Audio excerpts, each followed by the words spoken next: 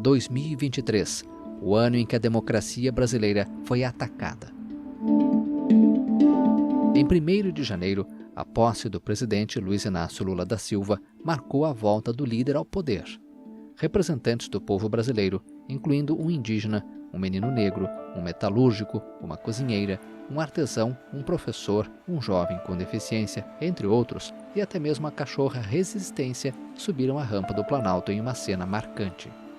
Empossado pela 3ª vez no cargo, o petista prometeu reconstruir o país sobre as ruínas deixadas pelo antecessor, Jair Bolsonaro, e já nas primeiras horas assinou vários decretos para reverter medidas que facilitavam o acesso às armas e reforçar as instituições ambientais na Amazônia. Uma semana depois, Brasília foi palco de um ataque sem precedentes.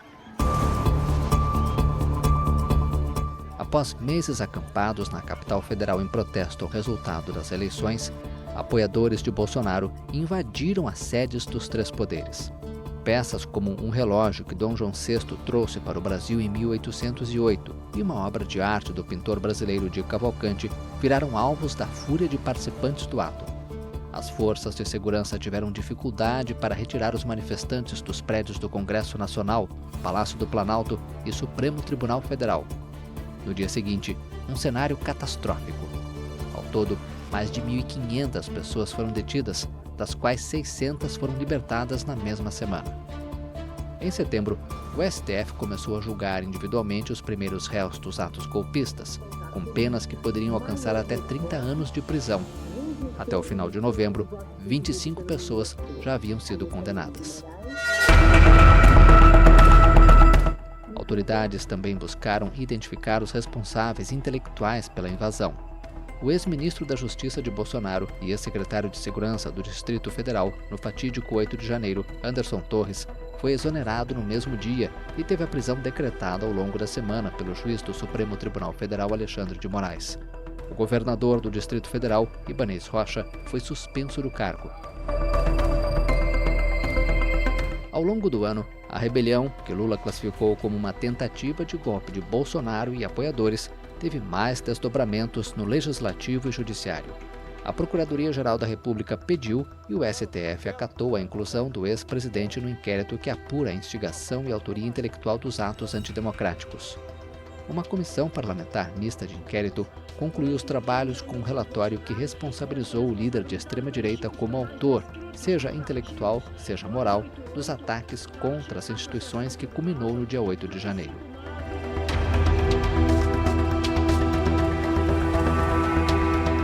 O ano foi marcado por problemas de Bolsonaro na justiça. O ex-presidente desembarcou no Brasil em março, depois de ter deixado o país em dezembro, antes do final de seu mandato. Enquanto estava nos Estados Unidos, um escândalo tomou as páginas dos noticiários. Um pacote de joias e diamantes presenteado pela Arábia Saudita e avaliado em 16 milhões de reais teria entrado no país dentro da mochila de um funcionário do Ministério de Minas e Energia que voltava de viagem oficial ao Oriente Médio. O caso evoluiu para uma investigação sobre um possível esquema de venda de presentes oficiais recebidos de países estrangeiros para enriquecimento ilícito, o que poderia configurar crime de lavagem de dinheiro e peculato, apropriação de patrimônio público, passíveis de prisão. Bolsonaro e a mulher, Michele, optaram por ficar em silêncio em depoimento à Polícia Federal e o ministro Alexandre de Moraes, do STF, autorizou a quebra de sigilo bancário do casal.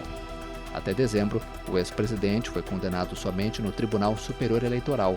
A corte o considerou culpado por abuso de poder pelos questionamentos feitos, ainda no cargo, sobre a confiabilidade das urnas eletrônicas com informações falsas durante uma reunião com embaixadores, meses antes de ser derrotado por Lula. O mesmo tribunal voltaria a declarar o ex-presidente inelegível também por abuso de poder, desta vez por usar para fins eleitorais as celebrações do bicentenário da independência em 7 de setembro de 2022. Imbrochável!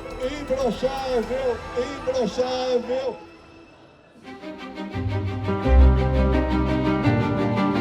Após 12 anos fora da presidência, Lula passou o ano em busca de reconstruir o país, como sinalizou na posse. Políticas consagradas nos anos de PT voltaram a ser implementadas, como um Bolsa Família repaginado, a retomada do programa Mais Médicos e um novo PAC. O reposicionamento do Brasil na política mundial também foi uma marca deste primeiro ano do terceiro mandato do petista. Foram várias viagens internacionais e encontros com lideranças como o presidente americano Joe Biden e o colega chinês Xi Jinping. O líder brasileiro também participou de diversos fóruns multilaterais, como a reunião do G7 no Japão e do G77 em Cuba. O Brasil também sediou encontros regionais, em que presidentes sul-americanos discutiram questões como integração e preservação da Amazônia.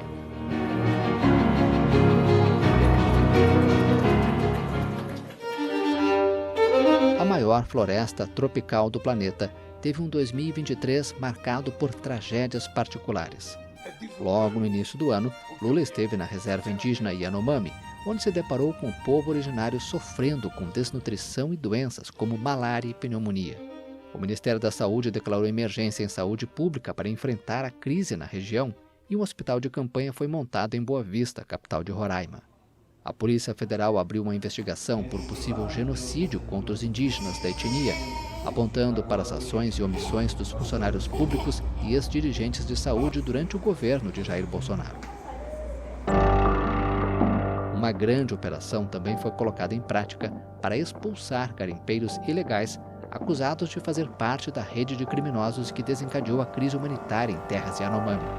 Agentes do IBAMA, com apoio da FUNAI e da Força Nacional de Segurança Pública, apreenderam e destruíram material de apoio à atividade extrativista, como barcos, helicóptero, trator de esteira, geradores, entre outros itens. Milhares de garimpeiros abandonaram a região. No segundo semestre, uma forte estiagem levou vários municípios do Amazonas a declarar situação de emergência, causando prejuízo às comunidades que dependem da pesca. A seca também impactou os estados vizinhos, Rondônia e Acre. A região sofre com os efeitos do fenômeno El Niño, que reduz a formação de nuvens e a incidência das chuvas. Depois da seca, o fogo.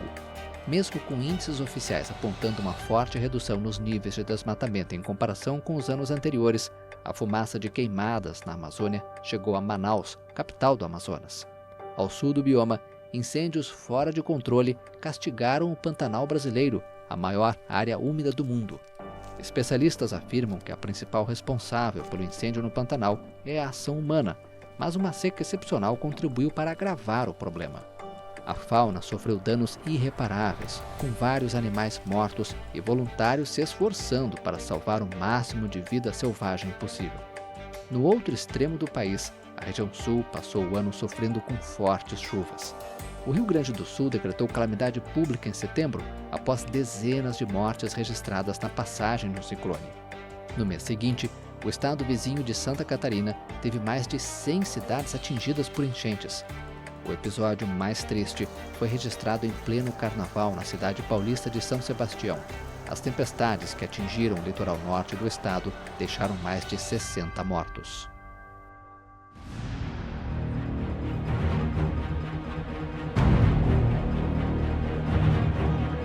Famílias em desespero, escolas sob ataque.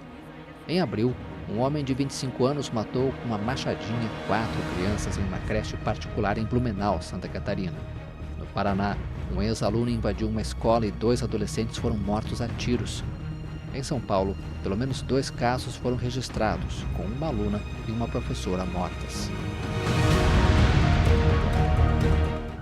A violência também deixou sua marca no Rio de Janeiro, onde operações policiais no Complexo do Salgueiro, em São Gonçalo, e no Complexo da Penha deixaram vários mortos.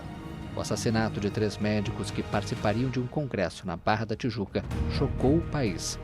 O grupo estava em um quiosque na praia quando foi surpreendido por atiradores. A principal linha de investigação da polícia apontou que os médicos teriam sido mortos por engano. Em outubro, a zona oeste da capital fluminense foi palco de um dia de terror. Pelo menos 35 ônibus e um trem foram queimados a mando de criminosos. Os ataques foram em represália à morte do homem apontado como número 2 na hierarquia de uma das principais milícias da cidade, morto durante uma troca de tiros com policiais civis. brasileiros no exterior foram vítimas de um outro tipo de violência, a da guerra. Com o conflito entre Israel e Hamas no Oriente Médio, dezenas de brasileiros foram repatriados pelo Itamaraty. Um primeiro grupo de cidadãos vindo de Israel desembarcou em Brasília poucos dias após o início das hostilidades.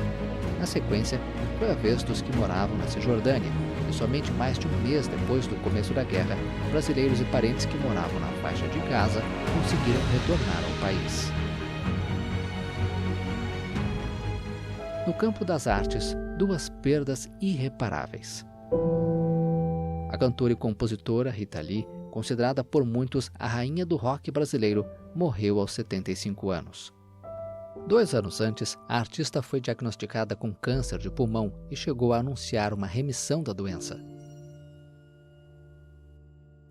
O dramaturgo e diretor Zé Celso, um dos maiores expoentes do teatro brasileiro, também morreu aos 86 anos, após um incêndio em seu apartamento.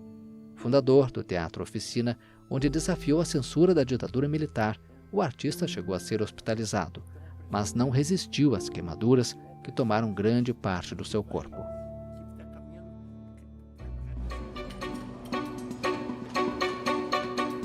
Em um momento histórico, o escritor e ambientalista Ailton Krenak se tornou o primeiro representante indígena a ingressar na Academia Brasileira de Letras.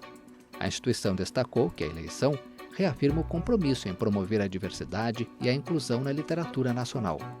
O líder indígena chamou a atenção da mídia em 1987, quando discursou na tribuna da Assembleia Constituinte a favor de leis para proteger as comunidades indígenas, com o rosto pintado de preto com tinta de jeripapo.